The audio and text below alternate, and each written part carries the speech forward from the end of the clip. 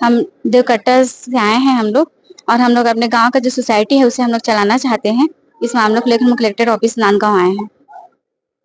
मतलब इसकी शिकायत पहले और कभी की? हाँ, हम लोग 3 बार शिकायत कर चुके हैं, और जवाबी हमको यही बोला जाता था कि 90 दिन का प्रोसेस है, 90 दिन के बाद हम लोग निकालेंगे वैकेंसी, लेकिन ऐसा कुछ नहीं हुआ अभी तक से। तो अभी वहाँ पे कौन चला रहा है? दूसरे कोई डोंगरगढ़ की समिति वाले हैं, वो चला रहे हैं। और हम लोग चाहते हैं कि हमारे गांव की ही समिति वालों को दे, महिला समूह वालों को बिहान में। तो गांव में कितने? 18 18 समूह हैं।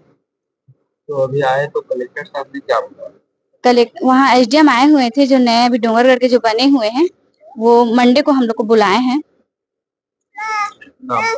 नेहा सेन, मोंगरा सहसाता समूह से।